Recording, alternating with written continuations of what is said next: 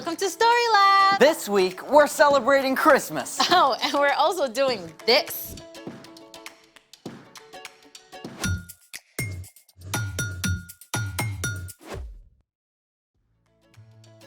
Hey, I'm Amaya. And I'm Zeke, And we're talking about Christmas. which is celebrating Jesus, God's greatest gift. What do you love the most about getting ready for Christmas? Oh, everything. The lights, decorations, ooh, Christmas specials.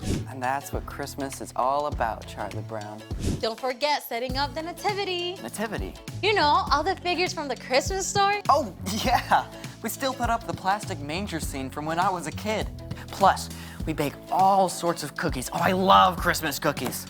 Good, because we're going to do it all by building a gingerbread nativity. Oh, do we have to bake? Nope, but we do have to architect. Here we have all of our characters. We have Mary, we have Joseph, we have baby Jesus, and 1, 2, 3 wise men. What about the shepherds? The kid didn't have any shepherd. Oh, I'm turning this guy into a shepherd. The kid also didn't have any barns or stable or a shed. So we're gonna be using, Graham crackers. yeah, I mean, this is where our architectural skills really come in. Have you ever made a gingerbread house before? Yeah, but the icing never holds right. The pieces always slide or fall down. Not today, because today we're using sugar glue.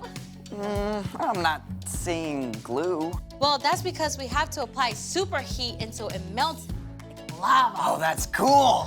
Let's make it. Remember, do not do this alone. Grab an adult to help.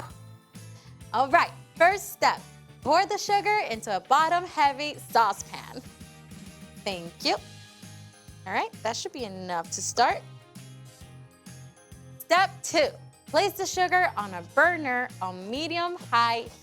Definitely grab a grown-up for this part. Step 3, swirl the sugar and stir as it starts to melt. Thank you.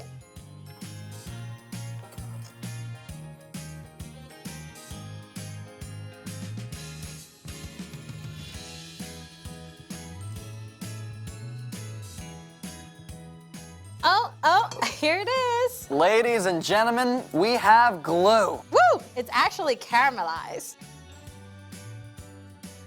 Sugar, or sucrose, is a single molecule. When heat is applied, it kicks off a series of chemical reactions. These can form up to 1,000 different compounds that make up caramel.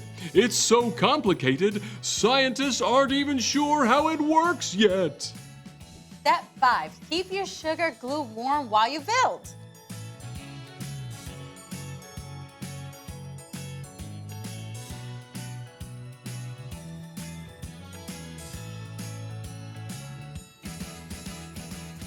Yay! I think Frank Lloyd Wright will be proud. Who? Oh, the famous architect. Although I don't think Frank Lloyd Wright worked in gingerbread and sugar glue. Tasty though. Do we get to decorate? Yes, right now.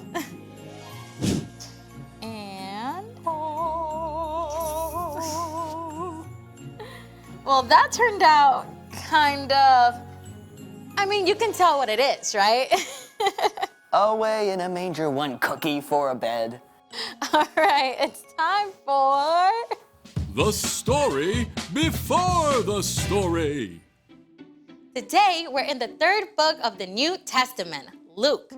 But before Luke, in the very beginning, out of love, God made an amazing world.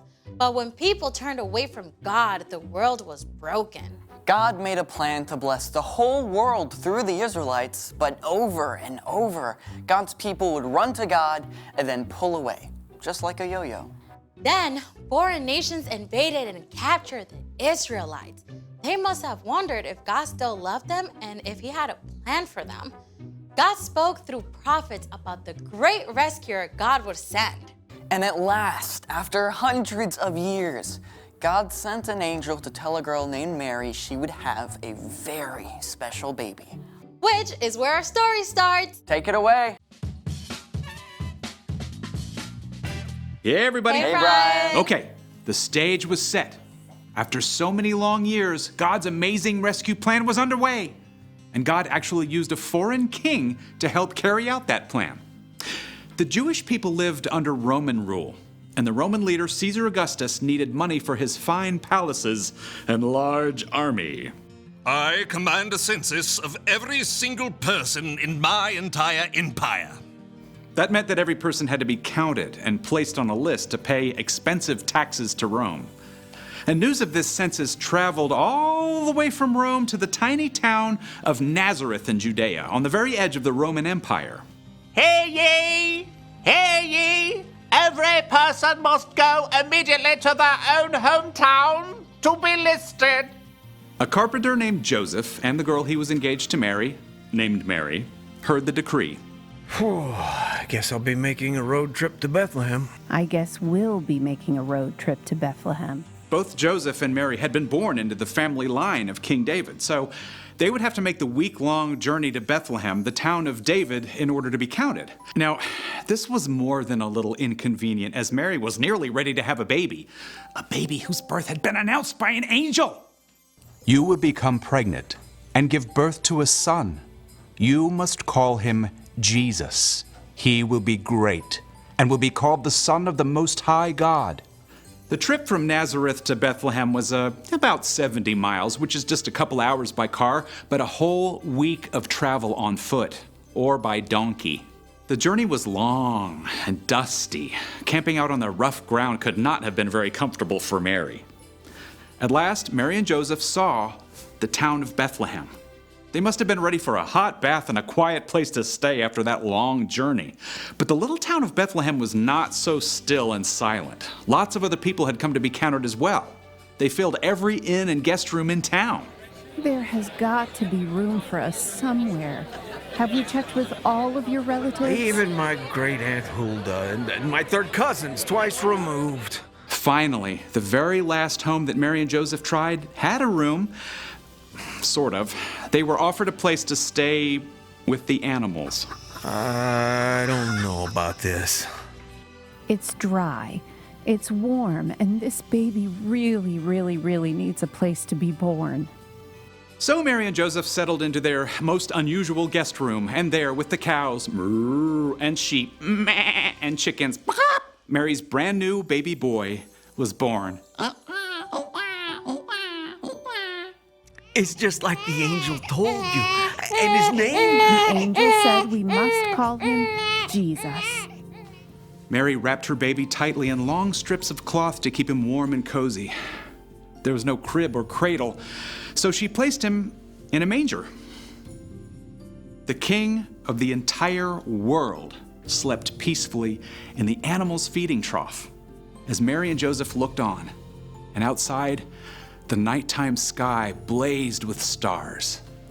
God's very own son, the best gift ever, came into the world in the most unexpected way.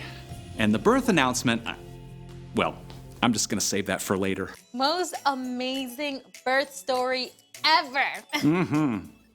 You know, nobody understood it then, but this tiny baby was going to grow up to teach and heal and show people what God was like. And then Jesus would choose to lay down his life and the whole world to defeat death itself. That is some Christmas gift. Not exactly something you just find on an Amazon wish list. So, what's our part in the story? Well, our world gets wrapped up in hoping for so many different things, you know? We want everything from world peace down to a shiny new skateboard, and that's great. But in the middle of it all, be sure to remember the most important gift. Right. So find a quiet moment to thank God for the gift of Jesus and ask God to help you walk with Jesus every moment of the coming year. Yeah, because knowing Jesus is an amazing gift that you can open every single day. I think you've got it. So, Merry Christmas! Ho, ho, ho, ho! see you next Merry time. Christmas. Bye, Bye, Brian. So here's the thing. Jesus is the greatest gift. I think we need some sheep at the manger. Big, fluffy ones. Thanks for joining us in the Story Lab. Merry Christmas.